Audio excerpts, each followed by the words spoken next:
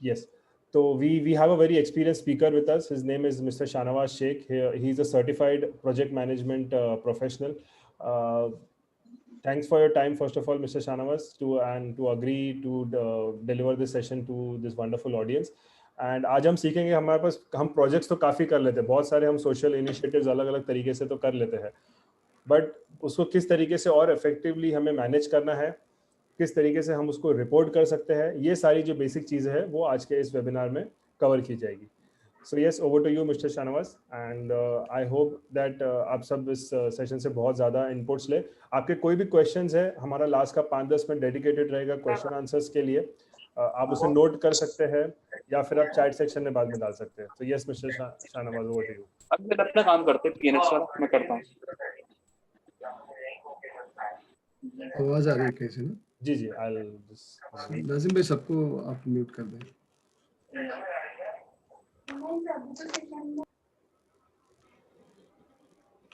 Yes. Good afternoon to everyone. Alhamdulillah, I am humbled, to be the part of this noble group today, and who are voluntarily working on social cause, which helps in our nation building. हमारे nation building में आप लोग जो है ना काफी help कर रहे हैं. Whatever way you people or your organization are doing, that's marvelous job doing for the nation building. इससे पहले भी हमने एक सेशन किया था for NGO probably in 2010 and 2011 through NESCOM, where my colleague and mentor Mr. Sajid was there to share the project management, the best practices, tools and techniques, for NGOs. So आज का भी topic हमारा जो रहेगा, today's topic is the project management for NGO. And so just for information for everybody, project management is itself a very huge topic to understand. एक घंटे में नहीं ये खत्म होता है. Actually, when the people go for certification, for PMP certification all, उनके लिए 35 hours का कोर्स होता है जो over the weekends वो लोग करते हैं. That was mandatory to appear for the exam.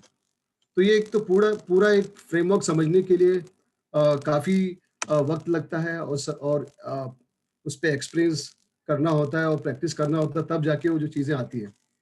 आज जो टॉपिक सेशन है, इट इज़ इंट्रोडक्शन और you can say it is like appetiser, यानी प्रोजेक्ट मैनेजमेंट के बारे में मालूम होना एंड देन उसकी भूख लगना कि चलो अब इसके आगे हमको क्या करना है. अपने जो NGOs के जो प्रोजेक्ट्स होते हैं उनको अगर हम एक फ्रेमवर्क में हम डालें एंड तो किस तरह से हम सोचें, मतलब जो है ना प्रोजेक्ट को स्टार्ट कैसे करें, स्टार्ट करने के लिए कौन कौन सी चीज़ें होती है जो हमें समझना होता है, एंड देन फिर बीच के जो प्रोसेसेस हैं उनके बारे में जानकारी होना. सो वो हम आज समझेंगे. और कुछ बुनियादी और बेसिक चीज़ें जो है ना I am going to share which is required for each and every project, whether it is a small project or it is a big project. जो बड़े प्रोजेक्ट होते हैं उसके अंदर काफ़ी और चीज़ें आती हैं जिनके लिए और सीखना होगा और समझना होगा. But today I will cover the basic important ingredients of best practices for project management. So मैं अपना शेयर करता हूँ मैं screen and then we will start it. And just to make it a little interactive, what we have planned it, within the time, after 50 minutes or 30 minutes, we'll have two small quiz, very small. And it's not a very, like hi-fi questions to be asked, very simple question, which is to be, we'll go through during the presentation. So, and the takeaway of this today's session would be, what is project and how to manage the project and what are the basic ingredients required for any projects to start with, And last में जो मैं एक case study आपको share करूँगा, it is a case study of Octavia Technologies and वो भी CSR initiative के base पे project था. I will share it at the end and how project management helps to complete the project and scale the project. Okay, उस बारे में आपको बताऊँगा मैं. So let's start. start it. I have the access for screen share here.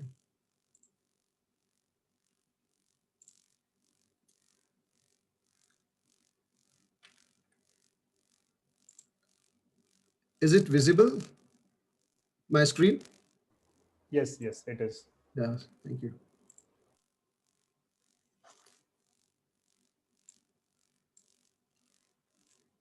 So let's proceed it. It is about me. I'm having around 24 years of experience in IT industry. And right now I'm heading Octavia Technologies as a delivery head and the director of Octavia Gulf in Qatar. So huge experience in executing IT projects and around 15 years of experience in project management. Agenda of will I have broken down this whole session into number of pieces. First one is introduction to project management, and then we'll go in little detail, what are the basic principles or the best practices of project management, their knowledge areas, and what would be the benefit after the project.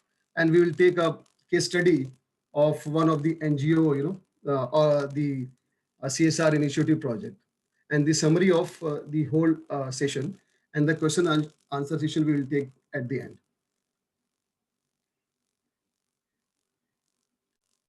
So let's proceed further. What is project? है ना? हमको ये समझना होगा कि we always hear the word ये project है, काफी बड़ा प्रोजेक्ट है, छोटा प्रोजेक्ट है, प्रोजेक्ट काफी मुश्किल था, है ना?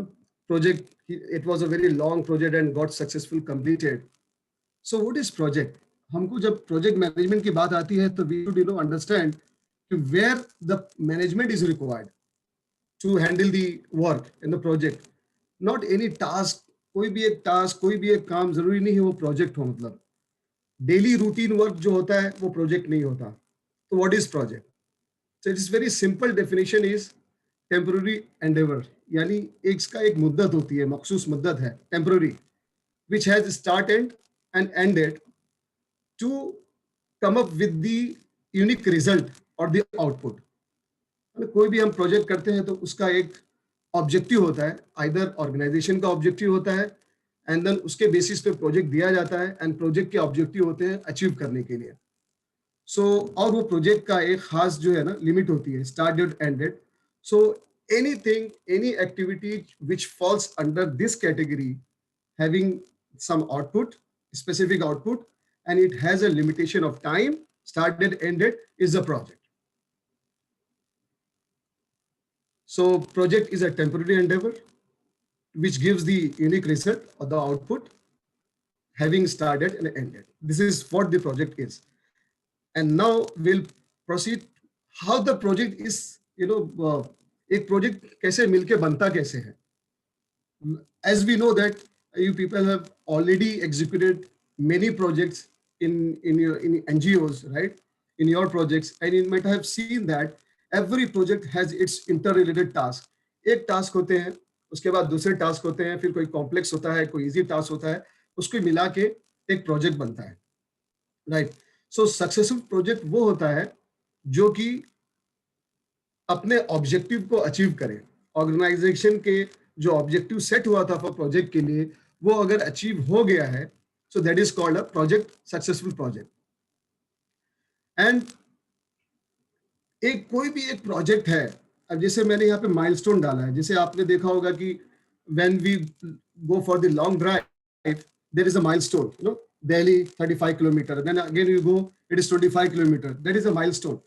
So in the same way we break our project into the milestone, and every milestone, like milestone of the phase wise, phase 1, phase 2, phase 3, and each milestone had its related activities to complete it, and those are in the form of the deliverables. Deliverables means output क्या है उसका.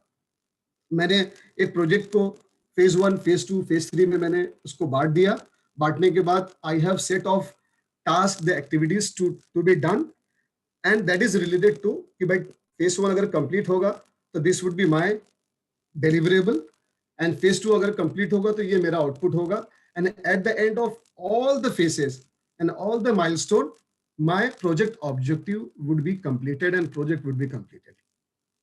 This would be the project and their interrelated activities which forms the whole project. अब तक तो हमने project के बारे में समझ गया कि भाई project is not the one having the daily routines. जो डेली रूटीन के जॉब होते हैं, that is not a project, right? So project has start and ended. Okay, so now we understood what is project. Now what is the constraint. Constraint का मतलब होता है limitation. Project की limitation क्या होती है? अगर कोई हम एक प्रोजेक्ट करने जाए, हमें अगर कोई प्रोजेक्ट दिए मैनेजमेंट ने कि Shahnawaz you go and do this project, so what would be the limitation, you know? So there are various limitation, number of limitations are there. लेकिन प्रोजेक्ट मैनेजमेंट के प्रैक्टिशनर ने लोगों ने एक वर्ड दिया है iron triangle. There are 3 important limitation जो कि हर प्रोजेक्ट में होता है. उसको हम आयरन ट्रायंगल बोलते हैं. And I will explain what are the 3 most important constraint जो लिमिटेशन है प्रोजेक्ट की. सबसे वो हम अभी आगे देखेंगे. Number 1, time.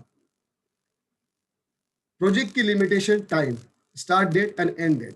समटाइम्स टाइम ही बहुत ही इंपॉर्टेंट होता है प्रोजेक्ट के लिए कि भाई इस 1 महीने के अंदर या 3 महीने के अंदर या 1 साल के अंदर इस प्रोजेक्ट को कंप्लीट होना लाजमी है. It is important. So it also become one of the limitation of the project. And the scope. Scope का मतलब होता है रिक्वायरमेंट, यानी हमको क्या बना के देना है after the completion of the project. So those requirement should be very much clear and that is expected outcomes. यानी जो जरूरत है ऑर्गेनाइजेशन को और जो हमारा एग्रीमेंट हुआ है कि इस तरह का आउटपुट आना चाहिए, that is a scope, right? Requirement, scope और requirement we can say. The last one is very important, budget, cost. The amount of money that project has been given. कितना पैसा जो है ना फंड किया गया है फॉर दिस प्रोजेक्ट. अगर मुझे 2 करोड़ 3 करोड़ का प्रोजेक्ट है तो मुझे उस 2 और 3 करोड़ के प्रोजेक्ट में मुझे प्रोजेक्ट को एग्जीक्यूट करना है. सो ये जो 3 चीजें हैं, they are very important. The limitation of any project, इसको आयरन ट्रायंगल बोलते हैं. And this whole 3 points, scope, time and schedule and budget, it comes with the quality of the product, है ना? इसमें एक चीज मैं आप लोगों को बताना चाहूंगा. जो प्रैक्टिशनर बोलते हैं कि तीनों चीजें हमें हासिल नहीं होती. अगर मैं टाइम और स्कोप में मैं ध्यान दूं तो हो सकता है कि बजट मेरा इंक्रीज हो जाए. फॉर एग्जांपल 3 महीने का प्रोजेक्ट है और जब प्रोजेक्ट शुरू हुआ तो ये पता चला कि ये तो 3 महीने से ज्यादा का एफर्ट लगने वाला है. बट टाइम इज एसेंस, यानी टाइम को आगे पीछे बिल्कुल नहीं किया जा सकता. देन व्हाट विल हैपन, मैं मैन पावर इंक्रीज करूंगा, अपने रिसोर्सेज को बढ़ाऊंगा. When I will do this, and scope तो वही है, मुझे रिक्वायरमेंट है, उस रिक्वायरमेंट के हिसाब से प्रोजेक्ट को कंप्लीट करना है. Then what I will do that, man power को मैंने बढ़ा दिया. बढ़ाने के बाद क्या होता है, सबसे पहले बजट इंक्रीज होता है, कॉस्ट इंक्रीज हो जाता है उसका. तो प्रैक्टिशनर का कहना है कि हम 2 चीज हासिल कर सकते हैं तीसरे को छोड़ के. तीनों चीजें नहीं मिलेंगी मतलब किसी को भी. यानी फॉर एग्जांपल अगर हमको स्कोप की रिक्वायरमेंट है हमारे प्रोजेक्ट में और बीच में ही कुछ चेंजेस आ गए लेकिन टाइम चेंज नहीं करना है, then what will happen, what project manager will do.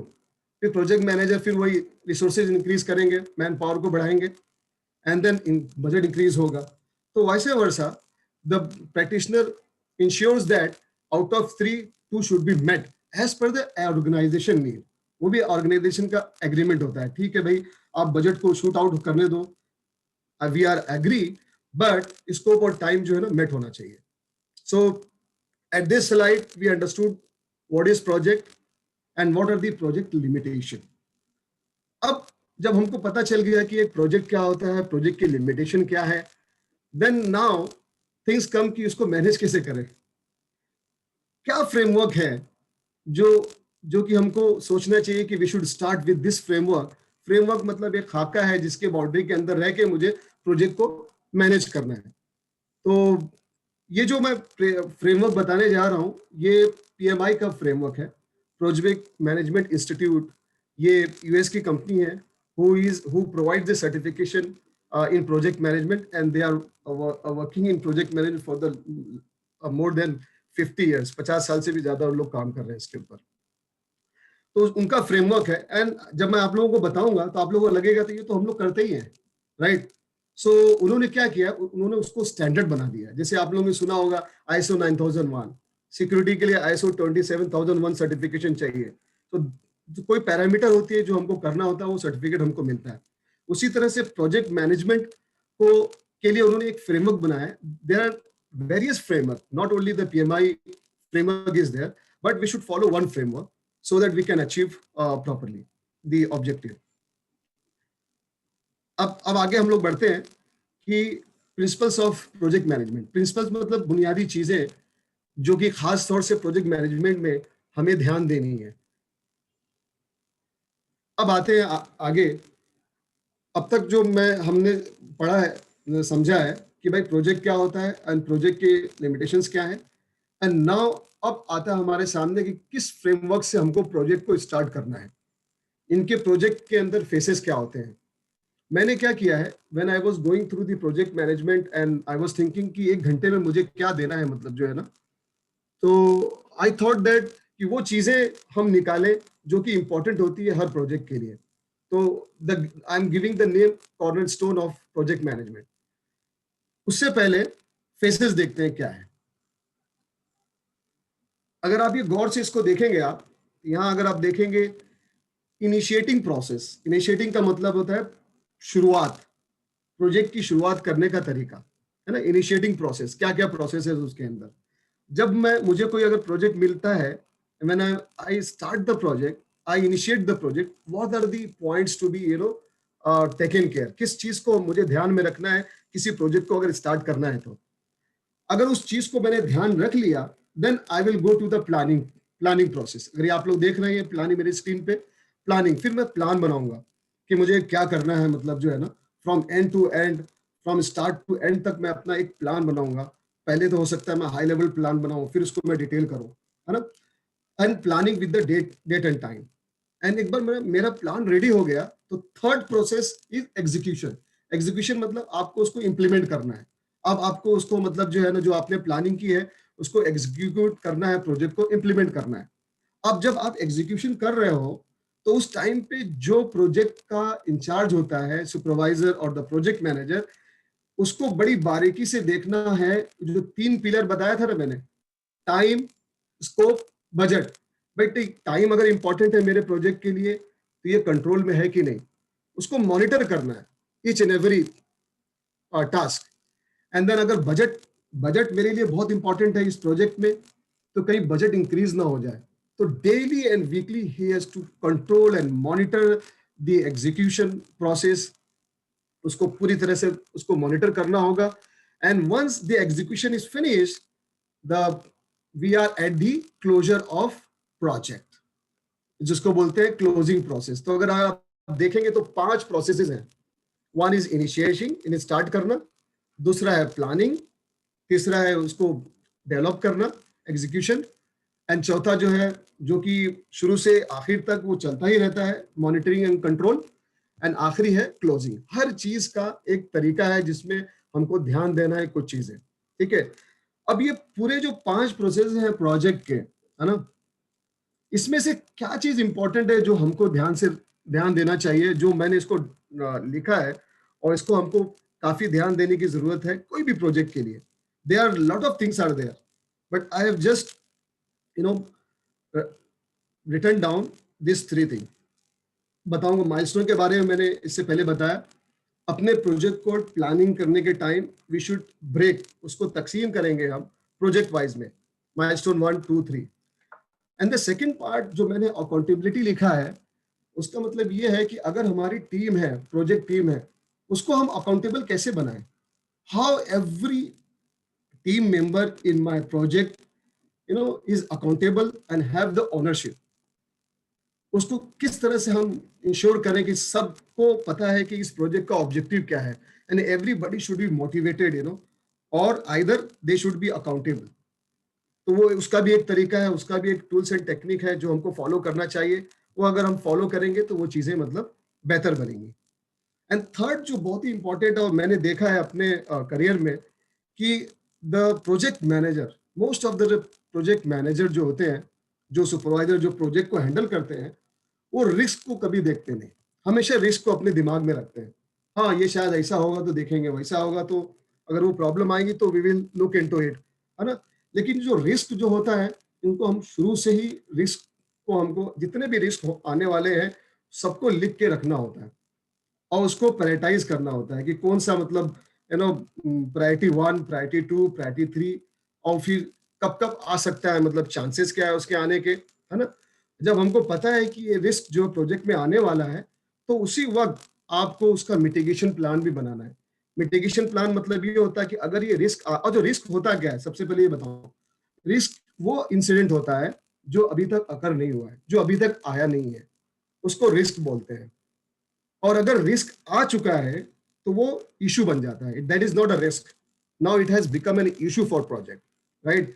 तो रिस्क को हम पहले से ही लोग समझ लेते हैं कि ये रिस्क आने वाला है, उसका मिटिगेशन प्लान भी उसी वक्त बनना चाहिए कि भाई अगर नंबर 1, हाँ ये हो सकता है कि रिसोर्स हमको बढ़ाना पड़े, अगर रिसोर्स बढ़ाना पड़ेगा तो कौन इंचार्ज होगा उसको, रिसोर्स को लाने वाला, कौन इसको एक्स्ट्रा फंडिंग करेगा, राइट। और रिसोर्स कहाँ से मंगाए जाएंगे, है ना, वो कौन करने वाला है, वो पूरा प्लानिंग जो है उसी वक्त होनी चाहिए, ताकि जब ये इशू आए, जब इशू बने, तो फिर हम कोई एक दूसरे को ना देखे अब क्या होगा प्रोजेक्ट, है ना।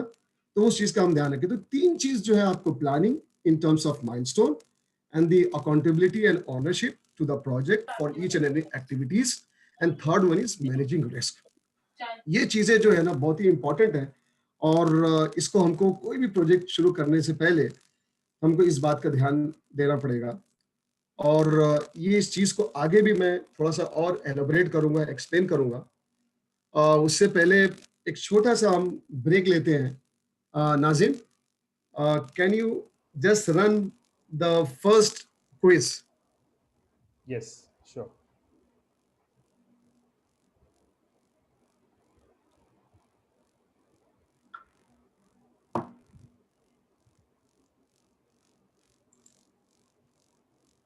So this is the first quiz. I will request everyone to please participate.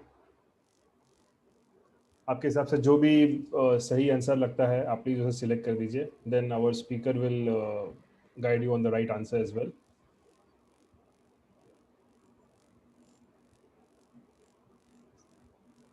So we have 20% लोगों ने अभी तक वोट किया है। टेक द अटेम्प्ट, ये कोई एग्जाम नहीं है। हाँ जी जी, just take take the the attempt and you will find good, you know, कि प्रोजेक्ट है क्या, प्रोजेक्ट होता क्या है, मतलब जो है ना।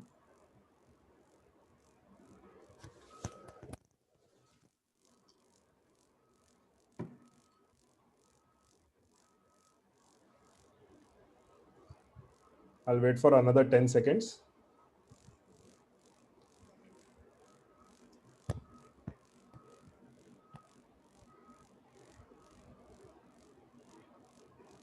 Okay.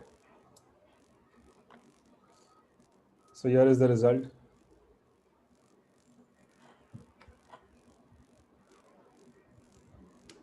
That is good. Yeah. So can you confirm the answer, please?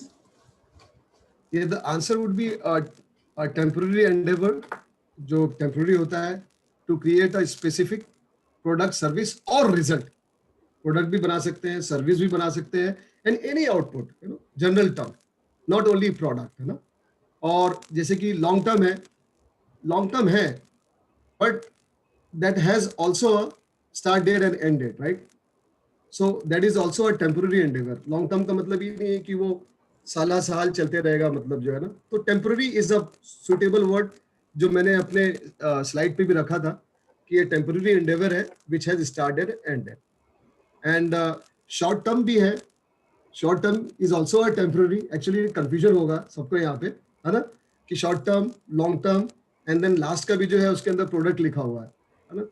So इसमें हम जो best द आंसर है कि टेम्पररी है, ये कोई भी चीज टेम्पररी हो, whether it is long term और शॉर्ट टर्म, वो भी that also falls under temporary Endeavour, right. So thank you very much, you know, you attempted, I am really happy. Yeah.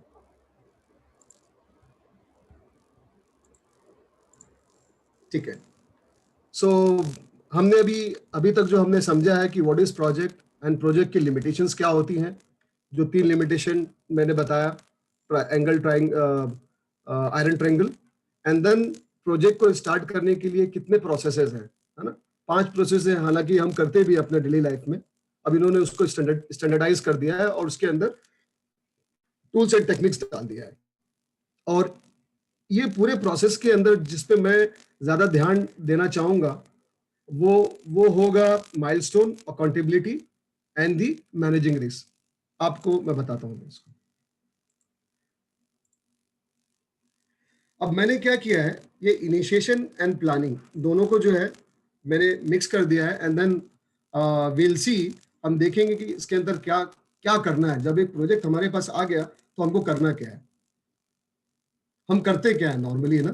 क्या करते हैं, हम टीम को जमा करते हैं, इसका गोल क्या है उसको एस्टेब्लिश करते हैं, माइलस्टोन बनाते हैं, एंड देन प्रोजेक्ट प्लान बनाते हैं। फिर वो एक्टिविटीज होती है, लोगों को असाइन करना, कॉस्ट कितना है, ये तमाम चीजें हम करते हैं मतलब। और इसीलिए मतलब जो हमको प्लानिंग की जरूरत होती है। सो सबसे इंपॉर्टेंट चीज जो आप जब कभी भी प्रोजेक्ट शुरू करें, है ना, कोई भी, जैसे for example my management told me कि शाहनवाज आपको ये प्रोजेक्ट करना है, ठीक है, तो सबसे पहले मेरा जॉब ये होगा, अगर मुझे ये रिस्पॉन्सिबिलिटी दी गई है तो सबसे पहले मैं प्रोजेक्ट चार्टर बनाऊंगा। ये प्रोजेक्ट चार्टर एक्चुअली क्या होता है, this is nothing but a document, एक डॉक्यूमेंट होता है जिसके अंदर प्रोजेक्ट के बारे में चीजें लिखी होती हैं कि व्हाट इज प्रोजेक्ट, उसका ऑब्जेक्टिव क्या होता है, उसका बजट क्या है, उसका रिस्क क्या है, वो तमाम चीजें प्रोजेक्ट चार्टर में लिखी होती हैं।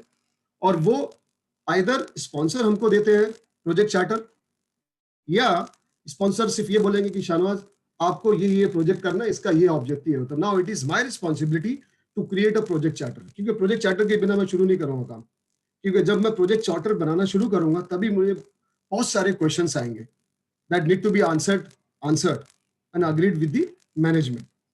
तो उसके अंदर प्रोजेक्ट चार्टर है, और उसके अंदर सबसे इंपॉर्टेंट चीज होती है stake holders.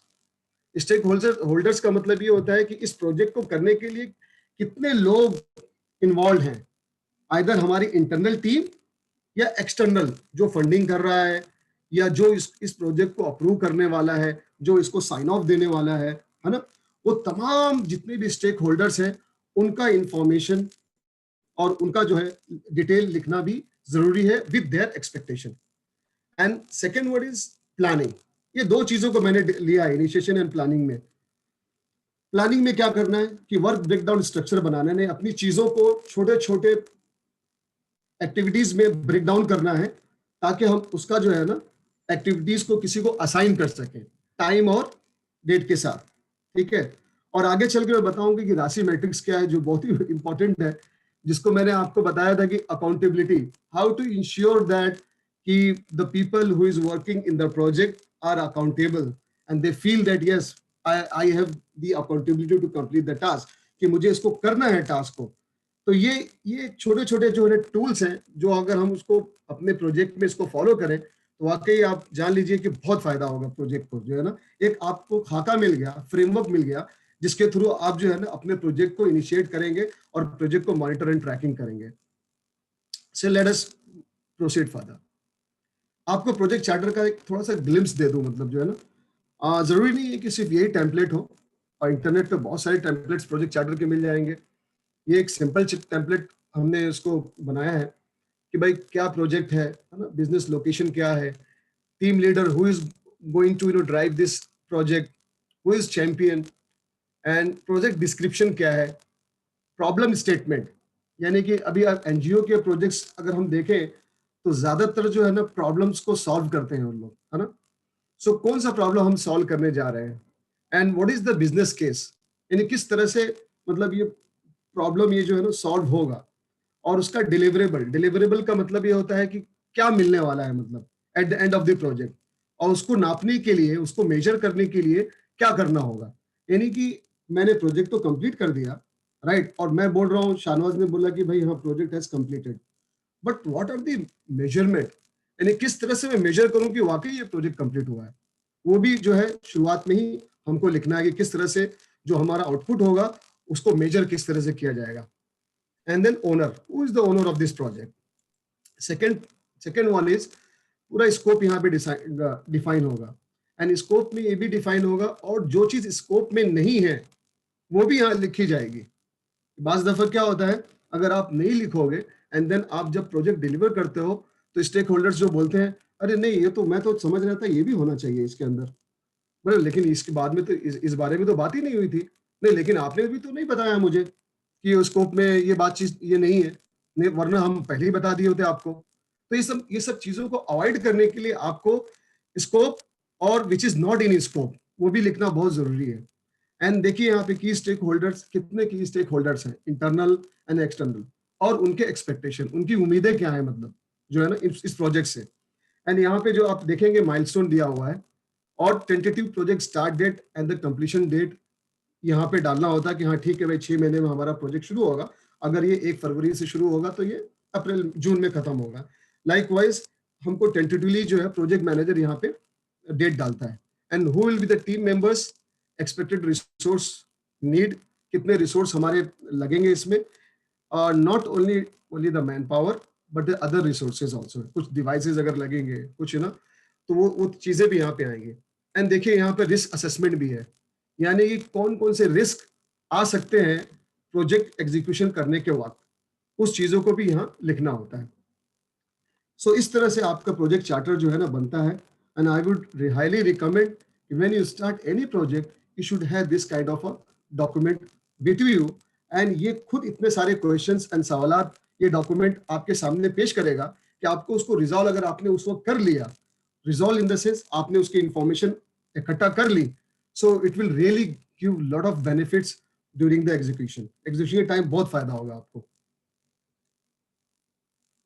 And I will ask Nazim to share the template which I'll be discussing during my presentation। तो उनको बोलूंगा तो आप लोगों को शेयर कर देंगे, मतलब ठीक है। अब जैसे ही हमने प्रोजेक्ट चार्टर बना लिया तो हम प्लानिंग करेंगे। अब प्रोजेक्ट की प्लानिंग करते हैं कि चलो भाई चार्टर तो बन गया, क्या ऑब्जेक्टिव है, कितने लोग हैं, रिस्क क्या है, कब शुरू होगा, कब क्लोज होगा, अब ये प्रोजेक्ट सब आगे कितने स्टेक होल्डर हैं। नाउ हम प्रोजेक्ट प्लानिंग करते क्यों है भाई? इसलिए करते हैं कि इसमें इसकी जरूरत क्या है, बिजनेस नीड क्या है, इसके what will you do it, execution कैसे करोगे आप, मॉनिटरिंग एंड कंट्रोलिंग कैसे करोगे, और इसकी क्वालिटी को आप कैसे मतलब लेकर आओगे, इंश्योर करोगे कि प्रॉपर क्वालिटी डिलीवरेबल हो। ये तमाम चीजें जो है ना प्रोजेक्ट प्लानिंग में आती है। अगर वो चीजों को हम टेक केयर नहीं कर रहे हैं कि भाई इसका आउटपुट कुछ भी रहे चलेगा, मतलब जो है ना प्रोजेक्ट खत्म होना चाहिए, तो that is not a planning. तो what are the measurement criteria that is to be also included into the planning for the better execution, ताकि हमको ऑब्जेक्टिव अचीव हो। अभी आगे जैसे जैसे हम आगे जा रहे हैं, ज्यादा चीजें आप लोगों के सामने आ रही होंगी, तो यू डोंट हैव टू आपको फिक्र करने की जरूरत नहीं है। जो चीज पे मैं खाली बताना चाह रहा हूँ कि जो शुरुआत में मैंने बताया था, इट इज लाइक एपेटाइजर, मतलब ये भूख की तरह है कि किसी को वाकई मतलब है कि मुझे प्रोजेक्ट मैनेजमेंट में वाकई मतलब डिटेल में जाना है और उसके हिसाब से करना है, तो they have the lot of like a sea, they can delve into, और उनको बहुत सी चीजें, best practices in each and every planning they can have it. जो मैंने हाईलाइट किया है, जैसे प्लानिंग के ऊपर मैंने जोर दे रहा था। एंड देन दूसरा मैंने हाईलाइट किया है WBS, वर्क ब्रेकडाउन स्ट्रक्चर, अपने काम को ब्रेक करना छोटे छोटे कंपोनेंट में, एंड देन उसको शेड्यूल करना, है ना।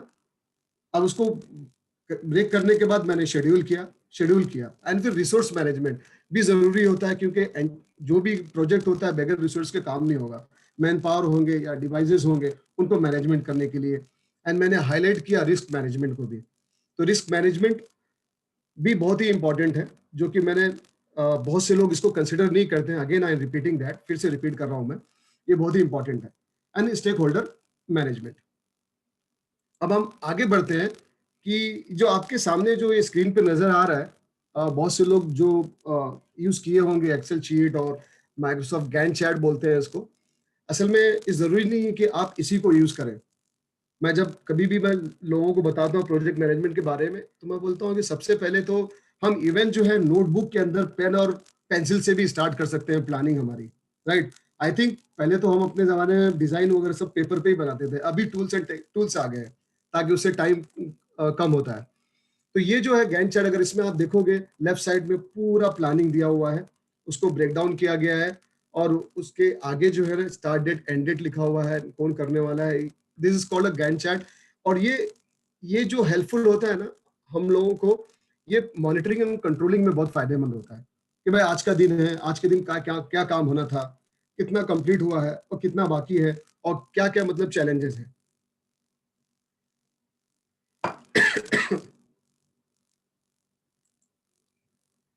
अभी मैं आपको वर्क ब्रेक डाउन स्ट्रक्चर का एक छोटा सा एग्जांपल देता हूं। जैसे फॉर एग्जांपल यहाँ पे दिया हुआ है कि एक पीएमपी प्रोजेक्ट मैनेजमेंट प्रोफेशनल की सेशन मुझे कंडक्ट करना है। तो अब ये it is a project for me कि भाई ट्रेनिंग मुझे कंडक्ट करना है। ट्रेनिंग के लिए क्या क्या लगेगा, अब आप देखेंगे ट्रेनिंग के लिए लॉजिस्टिक में ब्रेक डाउन हुआ है, फैकल्टी एंड द फैसिलिटी।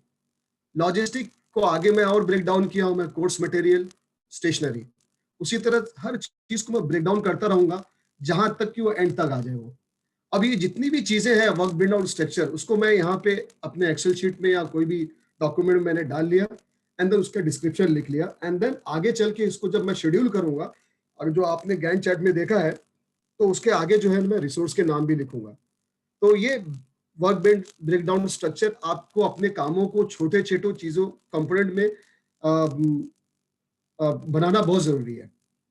इससे क्या होगा, प्लानिंग में और एग्जीक्यूशन में काफी आसानी होती है। अब ये जो एक्टिविटीज है, हर ब्रेकडाउन, जैसे ये ब्रेकडाउन है कोर्स मटेरियल वर्कबुक है ना, अब इसको हासिल करने के लिए आपको जो है ना एक्टिविटी जो है, क्या एक्टिविटी इन्वॉल्व होगी उसको कंप्लीट करने के लिए, वो आपको जो है ना लिखनी पड़ेंगी। ठीक है, activities are specific actions to be perform, यानी कि उस चीज को हासिल करने के लिए मुझे क्या करना है वो हमको एवरी कंपोनेंट के लिए लिखना होगा। ठीक है, अब यहां तक हमने समझ लिया कि भाई प्रोजेक्ट प्लानिंग हम क्यों करते हैं उसके बारे में भी समझा। एंड प्रोजेक्ट प्लानिंग में दो चीजें इंपॉर्टेंट है, एक तो वर्क ब्रेकडाउन स्ट्रक्चर, अपनी चीजों को छोटे छोटे चीजों में मतलब कंपोनेंट में तब्दील करना, एंड देन एक्टिविटीज उसके अगेंस्ट में, and schedule properly start date and end date, and with the proper assignment of the resources. अब ये जो टॉपिक मैंने अकाउंटेबिलिटी का डाला है ना, ये बहुत ही इंपॉर्टेंट है कि अगर आपने प्रोजेक्ट तो स्टार्ट कर दिया, अब लोग अपना अपना काम कर रहे हैं, है ना, और तो उसको स्ट्रक्चर तरीके से करना कैसे है ताकि लोगों को जो है ना पता चले कि वाकई हम प्रोजेक्ट कर रहे हैं और उनके ऊपर जिम्मेदारी भी हो। तो सबसे पहले है, ये हम करते भी अपने डेली लाइफ में, लेकिन उसको थोड़ा सा स्ट्रक्चर्ड करना है। रेगुलर शेड्यूल मीटिंग, जैसे कि आईटी में एक वर्ड है स्टैंड अप मीटिंग। एक बार जब प्लानिंग बन जाती है तो डेली जो है 10 से 20 मिनट की स्टैंड अप मीटिंग मॉर्निंग में होती है। उसमें सिर्फ ये बोला जाता है, ये नहीं पूछा जाता है काम हुआ कि नहीं हुआ, काम तो करना ही है, ये पूछा जाता है कि इज देयर एनी चैलेंजेस, है ना, that need to be discussed, और एनी रिस्क यू इन्विसेज, यानी आपको कुछ ऐसा लग रहा है कि कुछ रिस्क है, तो 10 से 20 मिनट में प्रोजेक्ट मैनेजर वो मीटिंग लेता है, एंड देन उसके बाद जो है लोग अपने अपने काम पे चले जाते हैं। तो that is very important. And और एक वीकली मीटिंग होती है, एंड देन मंथली मीटिंग होती है। जब वीकली मीटिंग करते हो, सभी स्टेक होल्डर्स बैठे होते हैं, उस वक्त हम मीटिंग करते हैं, उसके एक्शन आइटम डिफाइन होते हैं कि अब हमें करना क्या है ना। अब एक्शन आइटम जब डिफाइन होता है तो it is very good practice, action item should be noted down with the proper date and time, है ना। और जब नेक्स्ट मीटिंग जब हमारी हो, तो सबसे पहले पुराना एक्शन आइटम उठा के देखना है कि भाई ये पुराना एक्शन आइटम ये था, ये कंप्लीट हुआ कि नहीं हुआ, उसके बाद ही हमारी मीटिंग की शुरुआत होनी चाहिए, नेक्स्ट मीटिंग की शुरुआत। तो इससे क्या होगा, इससे कंप्लीट आपको जो है प्रोजेक्ट की पकड़ होगी, and then the monitoring and controlling should be very strong from your end, and people will feel the accountable कि भाई अभी तो नेक्स्ट मीटिंग है, इसमें अभी पूछा जाएगा। सो अगर कोई खुद से मतलब जिम्मेदारी नहीं ले रहा है तो उसके ऊपर वो प्रेशर आता है, मतलब जो है ना।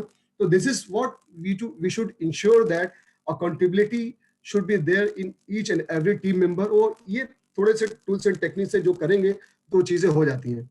And careful tracking of documentation. ठीक है, अब ये जो अकाउंटेबिलिटी के पार्ट में मैंने राशि मैट्रिक्स को डाला है, और ये मैं अपने केस स्टडी में बताऊंगा कि किस तरह से ये हेल्पफुल था।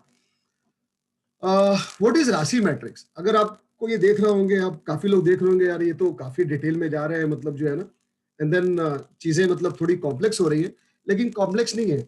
हमने जैसे प्रोजेक्ट चार्टर बना लिया, प्रोजेक्ट चार्टर के बाद हमने WBS बनाया, वर्क ब्रेकडाउन स्ट्रक्चर, हर चीजों को ब्रेक डाउन किया।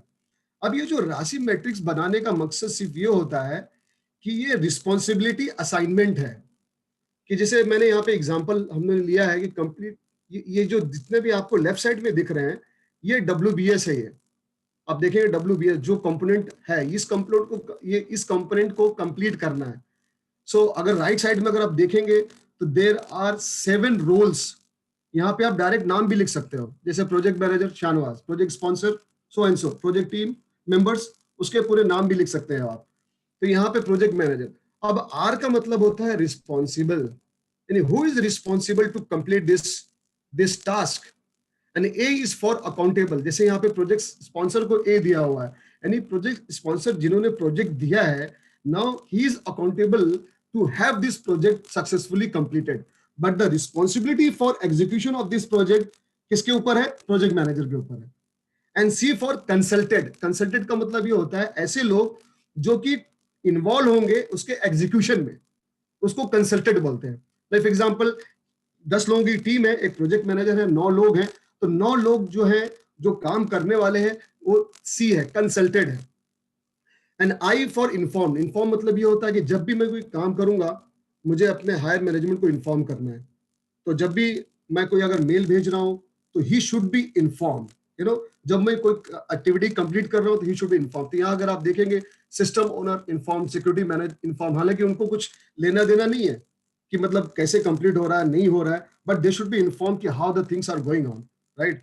सो इस तरह की राशि मैट्रिक्स बनाने के बाद सिर्फ अपने पास नहीं रखना है, नाउ दी राशि मैट्रिक्स बनने के बाद आपको जितने भी स्टेक होल्डर्स आपने यहाँ पे लिखे हैं, project manager, project sponsor, project team, उनको शेयर करना है कि sir this is the RACI matrix and accordingly we have to follow, and who is the responsible, who is the accountable and who is the consultant. अब जब उसकी agreement हो जाती है कि yes this is good, so then everybody has got the accountability, the people who has got the accountability and who has got the consulted and a team member है, उनको भी मतलब एहसास हो जाता है कि yes now it is on the paper and everybody knows यानी उनकी क्या रिस्पॉन्सिबिलिटीज है और उनकी बाउंड्रीज क्या है, सबको पता चल जाती है। तो ये राशि मैट्रिक्स बहुत इंपॉर्टेंट है। इसके लिए जो मेरा पार्ट था project planning and the accountability, and third one is, अब आगे हम देखेंगे राशि मैट्रिक्स के बाद जो है इसका जो टेम्पलेट है ना, इसका टेम्पलेट भी मैं दूंगा, नाजिम को मैं शेयर करूंगा and he will share very small template. और ये जरूरी नहीं है कि आप इसी तरह से बनाएं, लेकिन जो भी आप अपने ब्रेक डाउन करते हैं वो पर्टिकुलर आइटम का रिस्पॉन्सिबल कौन है, अकाउंटेबल कौन है, बहुत ही इंपॉर्टेंट है। यहीं पे आके जो है ना आर्गुमेंट शुरू होता है, अरे मैंने तो समझा था कि आप करोगे, पर नहीं मैं समझा था कि आप करोगे, आपकी जिम्मेदारी है ये। तो इस तरह की चीजें से बचने के लिए हमको ये चीजों को बनाना शुरुआत में बहुत जरूरी है ड्यूरिंग द प्लानिंग। अब हम आगे बढ़ते हैं रिस्क के बारे में। रिस्क के बारे में मैंने ऑलरेडी बताया कि रिस्क होता क्या है। रिस्क वो चीज होती है, इंसिडेंट होता है जो कि अभी तक हुआ नहीं है, that is called risk. And risk को मैं आपको दावे के साथ कहता हूं कि आप अगर कोई प्रोजेक्ट कर रहे हैं एनजीओ रिलेटेड, आप जब स्टार्ट कर रहे हैं, आप जितने भी रिस्क आने वाले हैं, आपको डर लग रहा है, अरे अगर ऐसा होगा तो क्या होगा, अगर ऐसा होगा, वो जितनी भी चीजें हैं डर वाली, सबको आप लिस्ट डाउन कर लीजिए, 1 2 3 4 5 6, और लिस्ट डाउन करने के बाद उसको आप प्रायोरिटाइज कर लिए कि कौन सा रिस्क आया तो ज्यादा इंपॉर्टेंट है। ऐसे बहुत सारे ऐसे रिस्क होते हैं जो अगर आ भी गया तो यार ठीक है यार देख लेंगे उसको, जो है ना, वो that is not that much important. But कुछ ऐसे रिस्क होते हैं अगर आ गया तो पूरा प्रोजेक्ट जो है ना टॉस पे जाएगा। तो उसको पूरा लिस्ट डाउन करें, उसको प्रायोरिटाइज करें कि कौन सा प्रायोरिटी 1, प्रायोरिटी 2, प्रायोरिटी 3, उसको लिस्ट डाउन करें, कौन सा इंपॉर्टेंट है, मतलब लो कौन सा है, मीडियम कौन सा है, हाई कौन सा है, high risk, medium risk and low risk. And then वो रिस्क के आगे आप ये भी लिखें कि अगर आ गया तो करेगा कौन, एंड उसका प्लानिंग करने का। फिर वो जब आपका रिस्क बन गया, और ये जरूरी नहीं है कि वन टाइम डॉक्यूमेंट है ये, आप जब भी प्रोजेक्ट मीटिंग करेंगे, वीकली हो या मंथली हो, उस टाइम हो सकता है न्यू रिस्क भी आ सकते हैं। भाई 5 लोग काम कर रहे थे, 3 लोग सर रिजाइन देके चले गए, अब क्या होगा। तो ये भी एक रिस्क है। अगर वो रिस्क है तो उसको भी लिस्ट डाउन करें कि हम क्विकली जो है कैसे रिसोर्स को जो है ना ऑनबोर्ड करेंगे, राइट। तो वो ये रिस्क मैनेजिंग रिस्क जो रजिस्टर है, इसको हम लोग प्रोजेक्ट मैनेजमेंट रिस्क रजिस्टर बोलते हैं। जो रिस्क रजिस्टर जो है, इसको आपको जो है ना, ये लिविंग डॉक्यूमेंट है। जिस तरह से प्रोजेक्ट प्लानिंग भी लिविंग डॉक्यूमेंट होता है, बीच बीच में चेंज होते रहता है, उसी तरह ये रिस्क रजिस्टर भी लिविंग डॉक्यूमेंट है और चेंज होता रहेगा, and it is very very important. जैसे आप ये फिगर में देख रहे हो, ये लेबोरेटरी में बंदा कोई प्रोजेक्ट कर रहा है, बट जिसका रिजल्ट जो है ना एकदम ऑकवर्ड रिजल्ट आया है। What he is saying that you know कि what is the opposite of eureka, यानी कि इसके बाद क्या होगा। एक एक एक प्रोवर्ब टाइप का वर्ड है कि इसके बाद क्या होगा, बात पता ही नहीं है। यानी कि कोई रिस्क आ गई तो हो गया, हम लोग सोच रहे अब करना क्या है बैठ के। ऐसा नहीं होना चाहिए। अगर ऐसा हो रहा है इसका मतलब वेरी बैड प्लानिंग, और जो भी एग्जीक्यूट कर रहा है। तो इसके लिए प्रोजेक्ट रिस्क रजिस्टर का बनाना बहुत जरूरी है, और उसके ऊपर जो मिटिगेशन एंड प्लानिंग पहले ही से ही हो। आपको जस्ट मैं ये बता रहा हूँ कि जैसे कि हम प्रोजेक्ट नेम लिखते हैं,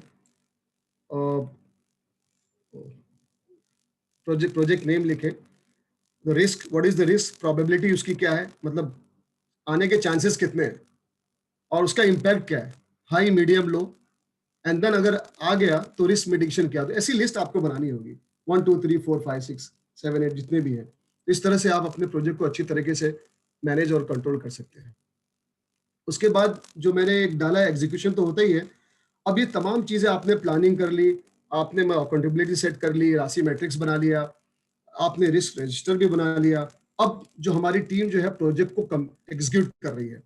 अब जब प्रोजेक्ट एग्जीक्यूट कर रही है तो हमारी जिम्मेदारी है प्रोजेक्ट मैनेजर की कि वो पूरा जो है ना ट्रैक करो प्रोजेक्ट को, डेली ट्रैक करे, वीकली ट्रैक करे, मंथली ट्रैक करे, है ना। It is very important. जो मैंने 3 लिमिटेशन बताया था, है ना, बजट, कॉस्ट, है ना, स्कोप, तो वो चीजें देखना है कि कोई चीज बाउंड्री से बाहर तो नहीं जा रही है ना।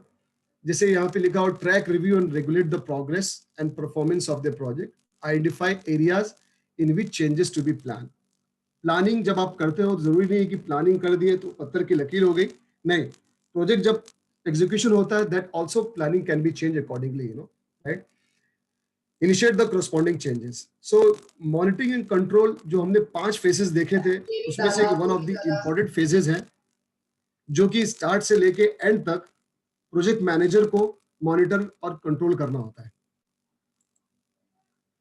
Now the last phase of the project is project closure. अभी लोगों को ऐसा फील होता है कि यार प्रोजेक्ट तो क्लोज हो गया ना, अब हमारे पास डिलीवरेबल आ गया, जो आउटपुट रिजल्ट आना था हो गया। नो, इन प्रोजेक्ट मैनेजमेंट टर्म, अगर प्रोजेक्ट कंप्लीट भी हो जाता है, अगर हमारा जो जो स्टेक होल्डर है, मेन स्टेक होल्डर, उन्होंने साइन ऑफ भी कर दिया कि हाँ ठीक है project is done, but internally project is not closed unless you have to keep all the documents updated in one central location।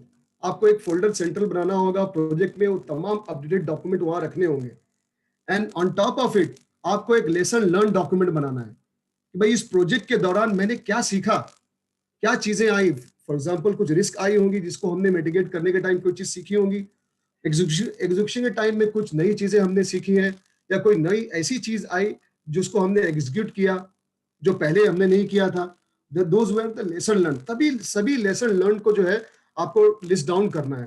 And all document artifacts should be placed at one central location. Actually इसको CMI का word है, ये OPAL का, organizational process asset library. एक folder होता है, आप अपने ऑर्गेनाइजेशन में कॉमन फोल्डर बना सकते हैं जहां पे प्रोजेक्ट का फोल्डर करके आप पूरे प्रोजेक्ट के डॉक्यूमेंट्स वहां डालते हो।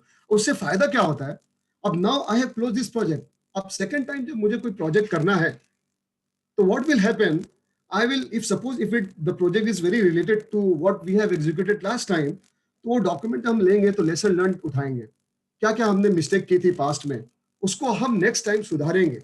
सो दोज जो एरर्स और जो हमने फाइंडिंग्स किए थे उसको वहां पे नेक्स्ट लेवल पे लेके जाना है, तो हमारे परफॉर्मेंस और इंक्रीज होगी नेक्स्ट टाइम। तो प्रोजेक्ट मैनेजमेंट का मेन ऑब्जेक्टिव ये भी होता है कि जब आप प्रोजेक्ट मैनेजमेंट को फॉलो करते हो तो every project you know efficiently happens every time. You know आज हमने ये सीखा, नेक्स्ट प्रोजेक्ट में दूसरी चीज सीखेंगे। तो ये कब हासिल होगा, जब हम लेसन लर्न को जो है ना, जो अपनी गलतियों से सीखेंगे और सामने जो नेक्स्ट प्रोजेक्ट में उसको इंश्योर करेंगे वो गलती वापस ना हो। ठीक है, तो जब वो चीजें तमाम एक जगह हम रख दिए, now the project is closed. ठीक है, अब यहाँ पे तो आई थिंक ये पूरी चीजें हमने कवर कर लिया नॉर्मली कि प्रोजेक्ट होता क्या है एंड प्रोजेक्ट किसको बोलते हैं, start date, end date, temporary endeavour, और इसकी इंपॉर्टेंट चीजें क्या हैं, जैसे प्रोजेक्ट चार्टर हमने देखा, and WBS and planning, and then risk register. ये चीजों को हमने फॉलो किया, एंड राशि मैट्रिक्स बनाया टू इंश्योर द अकाउंटेबिलिटी, और उसके बाद इंप्लीमेंट करना शुरू किया। और जब हम इनमें इंप्लीमेंट कर रहे हैं प्रोजेक्ट, तो हम उसको मॉनिटर भी कर रहे हैं, कंट्रोल भी कर रहे हैं as per the date and time, and with the help of daily meetings, weekly meeting and monthly meeting. And जब प्रोजेक्ट हमारा कंप्लीट होता है तो हमने उसको एक लाइब्रेरी में, कॉमन लाइब्रेरी में रख लिया। तो यहाँ तक हमने पूरा एंड टू एंड एक ग्लिम्स हमको मिला है। जस्ट फिर से मैं बोल रहा हूँ, एक मतलब प्रोजेक्ट मैनेजमेंट का एक एपिटाइजर है, जिससे पता चलता कि अच्छा ये प्रोजेक्ट मैनेजमेंट है, ये फ्रेमवर्क है, ये तो हम तो करते ही थे, ठीक है, करते थे, लेकिन ना उसको अभी स्ट्रक्चर तरीके से हमको करना होगा, ना? जिसमें project charter was one of the very important aspect when you start the project, and the second one is planning, okay, and third one is RACI matrix and the risk register. ये तमाम चीजें, basic चीजें हम start करें, हम वाकई अपने project को जो है ना अच्छी तरीके से एग्जीक्यूट कर सकते हैं, और नेक्स्ट आने वाला प्रोजेक्ट इससे बेहतर होगा, ठीक है। मेरे ख्याल से प्रोजेक्ट मैनेजमेंट नॉलेज एरिया जो जस्ट मैं आपको दिखाना चाहूंगा कि आप बहुत बड़ा अगर प्रोजेक्ट करने वाले हैं ना, तो ये प्रोजेक्ट मैनेजमेंट और का नॉलेज एरिया और बढ़ता है। जैसे अगर आप गौर से देखेंगे, communication management and procurement management, यानी आपका एक ऐसा प्रोजेक्ट है जिसमें आपको कम से कम 8 से 10 चीजें खाली प्रोक्यूर करना है। अब जब प्रोक्यूर मतलब हमको खरीदना है, किसी से, वेंडर से खरीदना है, तो उसको कैसे मैनेज किया जाए। कॉन्ट्रैक्ट होता है, कॉन्ट्रैक्ट साइन करना होता है, कॉन्ट्रैक्ट के बहुत सारे तरीके होते हैं, है ना। तो ये तमाम चीजों को अगर हमको करना होगा तो किस तरह से करें, तो यहाँ पे नॉलेज एरिया में आके हम उसको सर्च करके उसके बेस्ट प्रैक्टिसेस जो है ना निकाल के उसके बारे में कर सकते हैं। तो जिनको इंटरेस्ट होगा they can get into more detail of the project knowledge area, और ये नॉलेज एरिया हमने PMI के वहां से उठाया है। सो Nazim, Yes. so I think I'm almost done. So let's have one quiz again, Sure. and I would request take the participation. Yes. So I'm launching the poll. No question is wrong or no question is right. No answer, I mean to say.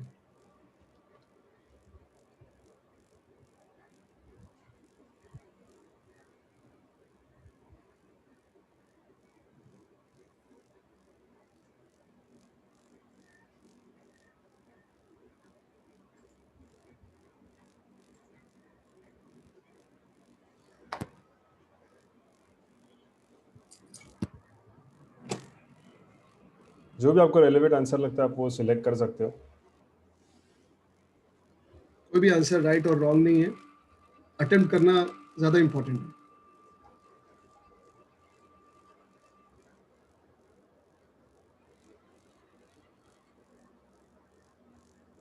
Ten more seconds before I close.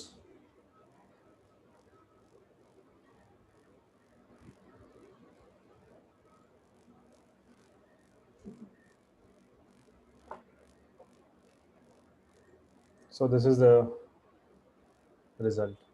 Oh, that's very good, and that is what the right answer. And उसमें एक चीज बोलूँगा, project goals, that is very important to ensure project activities meet the project goals. Thank you very much.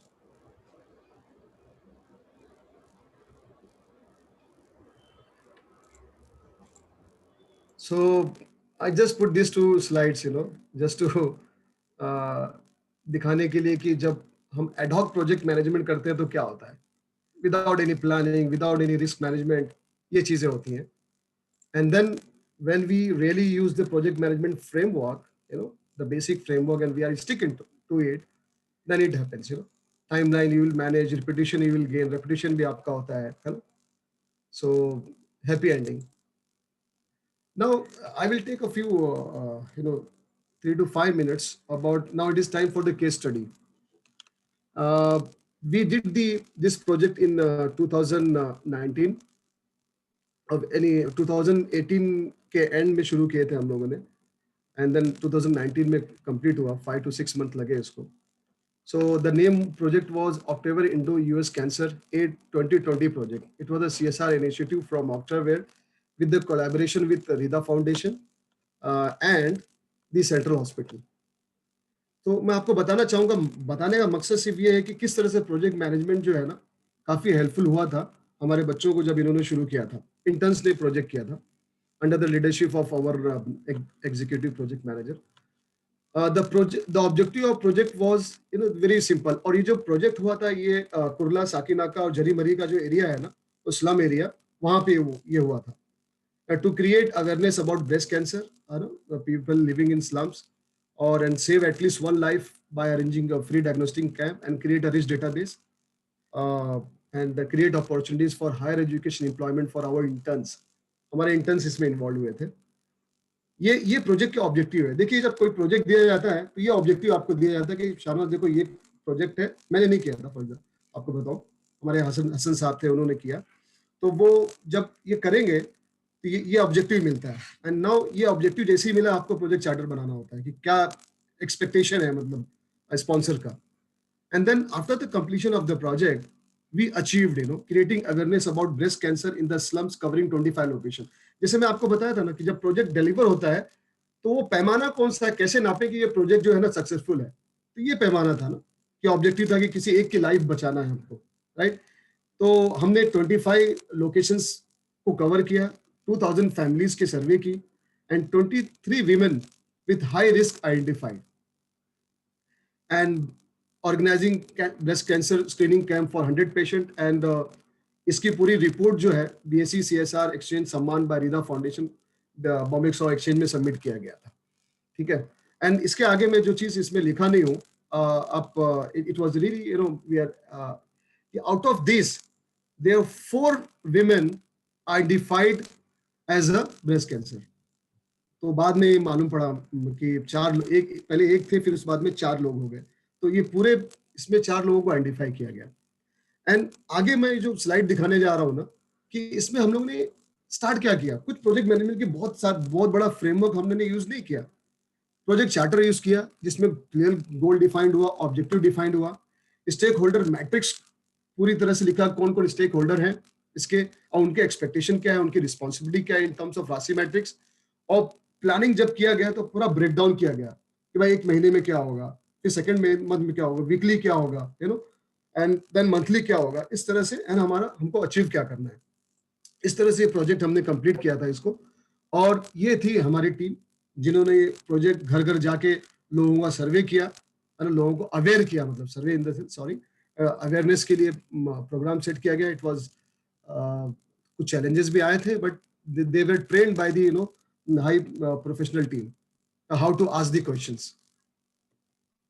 And जब वो project complete हुआ था, I remember that at October 26 January 2019 team को जो है ना सर्टिफिकेट दिया गया। और ये नीचे जो आप फोटो देखेंगे हसन साहब है जिन्होंने प्रोजेक्ट को एग्जीक्यूट किया, and these are the interns, तो प्रोजेक्ट प्लानिंग वगैरह चल रही है वहाँ पे। एंड जस्ट फॉर इंफॉर्मेशन, अभी कुछ दिन पहले, 1-2 महीना पहले, जो हम लोगों ने PMI इंस्टीट्यूट में इस प्रोजेक्ट को जो है ना as a case study present किया under the category of contribution to community.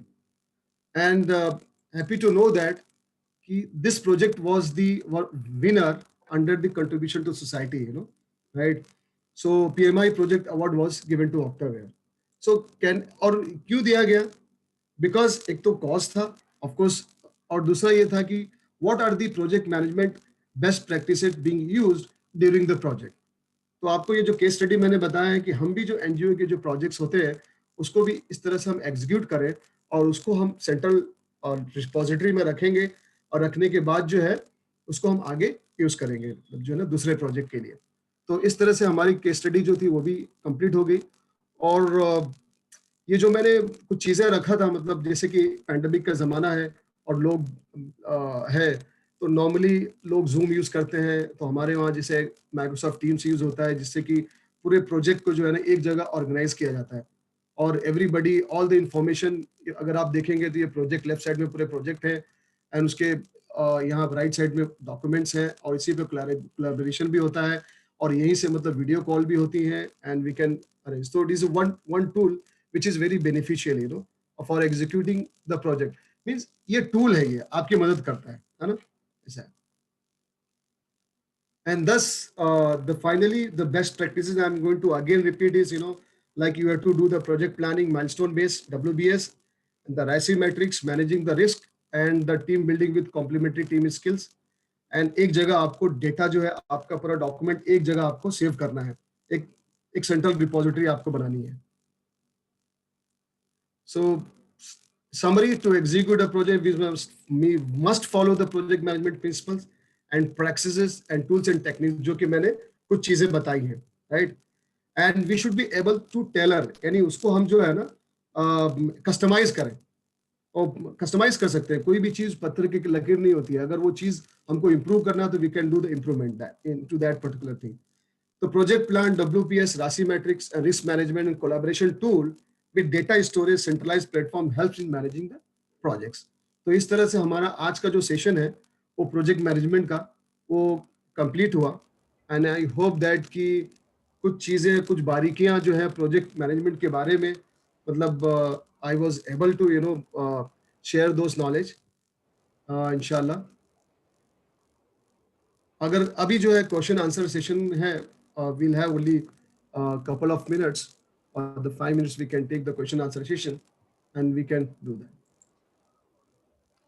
Yes, thank you, Mr. Shanawaz. It was a wonderful session. I think ये जो जितने भी आपने tools बताया, it was really helpful.